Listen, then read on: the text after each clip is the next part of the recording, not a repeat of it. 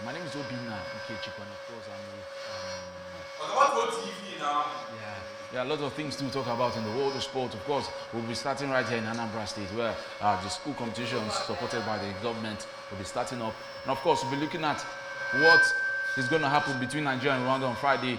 And of course, the sports facility being provided, or proposed sports facility being provided by the NFF on for the Super Eagles and other players coming to play for Nigeria in Abuja and other things in the world of sports this morning, I believe.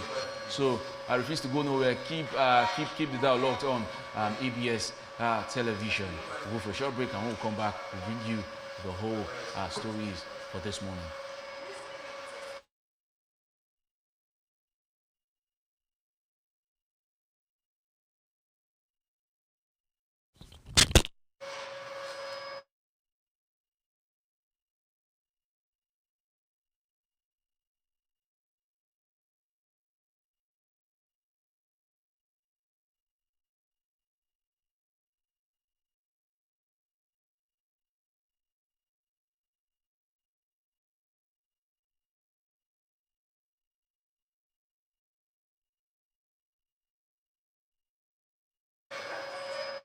Being played one on the bench, and this is how we welcome you officially on ABS Sports Flash. Of course, today is Wednesday, and I believe you me that starting from the local scene to the foreign scene, where we move over from there to our transfer segment, and likewise exactly what is taking on in other sports sides. When I'm talking about sports sides, I mean tennis and the rest of them. And of course, from the local scene, today is the commencement day for that solution initiative sports competition among all the secondary schools, especially in Anambra State. And of course, that one is going to take place at Oka City Stadium. And of course, right now everything is going on smoothly. But from our sports bulletin and on the rest of them, we still update you from what is happening in the field of play. And away from that, we enter giving you news about the preparation of Nigerians. I'm talking about Super Eagles against their match against Rwanda. And believe you me, Daniel of Niger Tornadoes was equally invited, and likewise House of Reps Speaker Amin Abbas backs the project of I'm talking about sports facilities being built is on ground in Abuja right now. And this and more will come your way on Sports Flash this morning, of course, with the first headline talking about the House of Speaker, House of Reps. I'm talking about Honorable Right Honorable Tanjuddin Abbas cut the tape to officially open the construction site of the NFF FIFA Players Hostel and new training pitches in Abuja, surrounded by Alhaji NS Chairman and Alhaji Sheku Diko. And we have, of course, the man in making, I call him the NFL President, Alhaji Ibrahim Gusau, and likewise leader of the FIFA delegation, Mr. Gelson Fernandez, Minister of State for Industry, Senator John Owen Eno, and Chairman Senate Committee on Sports, I call him the Senator Abdul Ningi, and the Speaker of the Nigerian House of Representatives, Right Honorable Tanjuddin Abbas, on Tuesday, lauded leadership of the Nigerian Football Federation NFF as he officially flagged off construction work on the NFF FIFA Players Hostel and new training pitches at the Moshood Abiola National Stadium. That's in Abuja. Under the bright Abuja sun, key figures from politics, business, and football gathered to celebrate a transformative project set to enhance the reputation of Ibrahim Gusau-led NFF administration, both locally and internationally. Architectural design of the NFF FIFA Players Hostel. That's exactly what you are looking at on the screen. And this is a noble project, and the National Assembly will give it full support. I congratulate the National Sports Commission, NSC, and the Nigerian Football Federation, and I appreciate FIFA for agreeing to fund this initiative, Right Honorable Abbas said while cutting the ribbon. Likewise, the FIFA delegation, led by Gelson Fernandez, Deputy Chief Member Associations Officer, Regional Director, Africa, reiterated FIFA's commitment to infrastructure development as a cornerstone of its vision and under President Gianni Infantino. NFL President Ibrahim Gusau, overwhelmed with joy, emphasized that these facilities will serve all national teams. And likewise, my joy knows no bounds. From the day we took office in Benin City on 30th September 2022, my executive committee and I were determined to push for this project as part of our legacy of Nigerian football. And for sustained success, we must provide the right environment, infrastructure, equipment, and support systems to help players and officials excel at the highest level. Building a players' hostel and training pitches for our national teams, leagues, and academies will not only enhance team management but also reduce costs, allowing us to invest more in grassroots development. Gusau stated this is exactly what we expect when it comes to a world of play, because for Nigerians to get it right, we need all those pitches. Anything called facility that is going to facilitate our sports development, this is a kind of welcome development. And kudos to the Speaker, House of Reps, Nigeria. I'm talking about Abbas, for backing that project. That's a wonderful one. And from there, we move over to the preparation being made, especially when it comes to the match against Rwanda. Of course, we are talking about Niger Tornadoes midfielder Papa Daniel. He said that he never expected his invitation to Super Eagles to come so soon. Daniel caught the eye during the home-based Super Eagles 2024 African Nation Championship CHAN qualifiers against the Black Galaxies of Ghana, and that was last year. You know, the defensive midfielder has also impressed for Niger Tornadoes in the Nigerian Premier Football League, NPFL, this season. He is 23 years old. He said that his maiden invitation to the Super Eagles came as a surprise to him. I never expected it.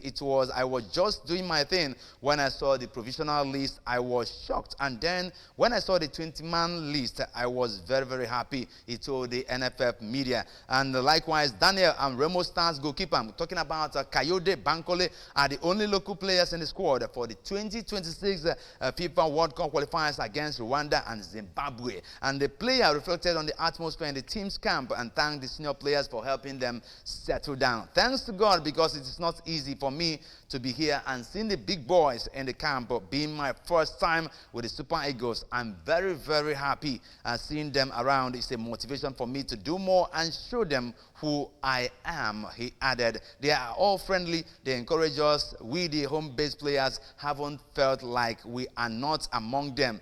This is not our first time. Daniel is also looking forward to making his debut for the three-time African champions. And to me, I know we have everything, so I'm just praying for the luck. I will be very, very happy if I have the chance. I will show Nigeria and the world who I am and what I can do. This is exactly what he stated. But from his statement, it shows that Daniel is equally going to contribute his mettle when it comes to playing football. Likewise, the same thing happens to Maduka Okoye. I'm talking about Maduka, who the Premier League club Bournemouth, according to the interest they showed on the skipper, I'm talking about Unity's goalkeeper Maduka Okoye. The Chariots signed, though, they signed a keeper as a blagger, and that was on loan from Chelsea last summer. And likewise, they are uncertain he will be with them permanently. But right now, according to their interest, they are trying to see whether they can get the goalkeeper Maduka Okoye because of what he has been doing in Udinese very well. The Nigerian international was once the Books of Sky Bear Championship club. I'm talking about Watford, and he's of course a 25-year-old. He joined Udinese in 2023 and has established himself as a Serie A club first choice striker. Okoye played a crucial role in the Zebras relegation survival last season. The former Sparta Rotterdam stopper was linked with a move to Inter Milan, and that was last summer. Away from that, we are going to another Nigerian player who is making a shockwave. I'm talking about Gabriel Osho. Right now, he has reached agreement on a new contract with the League One AJ Auxerre, and reports say that the Nigerian international linked up with the Auxerre on a free transfer last summer. Osho put a pen to paper on 1 year contract with the option of an additional 2. and that is based on if he proves his mettle. Because looking at exactly what the clubs are doing right now, they are kind of using kind of logical means to get their players they want. If they call you up, you put your pen on paper and they sign you, they are going to watch. From that day, they will be looking after you, and until you prove that metal, or you prove that the money that they used to buy you, something like that. So if at least you did not surprise them, then it means that next time they're going to offload you. And that's the essence of giving you 1 or 2 year contract, depending on your agreement with them. So this is exactly how it's being done. And I also congratulate and commend them exactly. If they go out there, let them show that they are equal to the task. That's exactly what I have to tell them. Kudos to Osho, Madoka, and likewise Daniel. And away from that, we are moving over to Arsenal. Arsenal has now, they have added Carabao Cup winning Newcastle midfielder. I'm talking about Bruno Guimaraes, and to their list of summer transfer targets, according to the skipper. Michael Arteta is not playing and joking. Well, as far as he is now finding it very difficult to connect and arrange that strikers' poor performance they are witnessing, especially right now. And this has been costing them goal drought, if I am to tell you exactly what's happening. And the Gunners are ready to test Newcastle's resolve to keep hold of their superstar. I'm talking about Brazilian midfielder Guimaraes. The Magpies had Guimaraes under contract until 2028, but could be vulnerable to a bid if they do not qualify for the Champions League. Arsenal are ready in advance talks with Real Sociedad midfielder. I'm talking about Martin Zubimendi. But it is possible they try to sign both him and Guimaraes with Jorginho and Thomas Partey both set to leave as free agents away from the club. And likewise, Gunners have been pushing to sign Zubimendi in a £51 million deal after he snubbed a move to Liverpool last year. Guimaraes is into his third full season at St. James Park after signing from Lyon in 2022, and he has since made 144 appearances for the Magpies, scoring 20 goals and providing 24 assists. The 27-year-old also captained the club to victory in Sunday's Carabao Cup final match, Cup final against Liverpool. You see exactly what's happened between Liverpool and Newcastle. This is what we have been praying for, and all the clubs must have been expecting and praying for that kind of a thing. Nobody could even believe that the almighty Liverpool can be dismantled by the Newcastle. But look exactly what has happened. That it shows you that there's always the God of soccer. Believe you me, in any match, just keep on praying. Don't lose hope, because if you lose hope, Okaginjo. And away from that, we are moving over to Stamford Bridge. I'm talking about the Blues. Chelsea goalkeeper Robert Sanchez has disclosed that the Blues must make the top spot in the Premier League. You know that everything said is not going to hold unless you prove it. That's also that's exactly what I'm trying to tell you. And looking at Chelsea, he has been losing his forms after that 4 matches without making a streak. I'm talking about making a victory, defending their position. And likewise, one of their skippers, though the Chelsea fans, they were like, why starting Sanchez? Because this is exactly where they prove Enzo Maresca wrong. Bringing somebody who you know that he doesn't only have the confidence, but only gets upset and has fear when it comes to meeting football and stopping shots. That's exactly what Chelsea fans are using against Enzo Maresca. Of course, they are saying, let them remove Sanchez for now. We don't want him. We want somebody that can give us results. And that's exactly what is happening. And likewise, away from that, Manchester City midfielder Phil Foden has declared that the City's major priority is to qualify for next season Champions League. This is exactly from Phil Foden. He has it that they should qualify.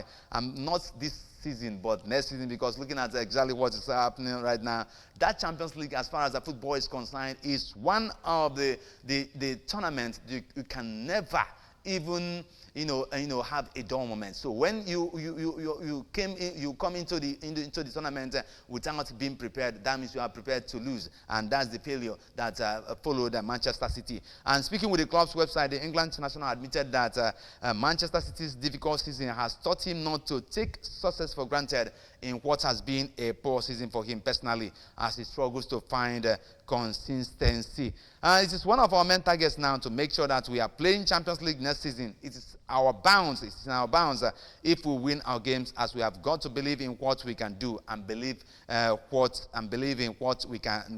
can do it very well. It will be a real positive, and maybe we go into next season with a bit more confidence. It wasn't our aim to be here at the start of the season, but that's football. Sometimes you never know what is round the corner.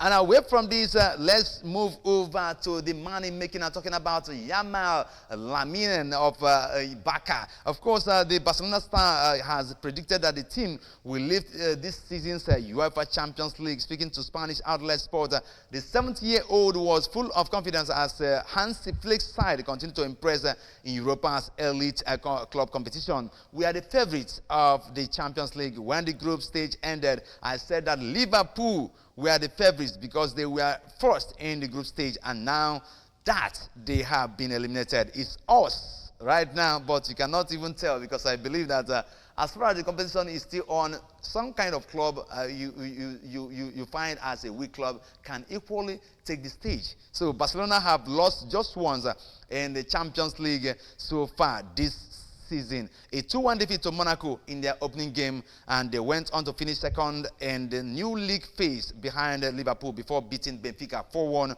on aggregate in the round of 16. The Catalan club are also leading the race for the La Liga title, level on points with Real Madrid on 60 with a game in hand.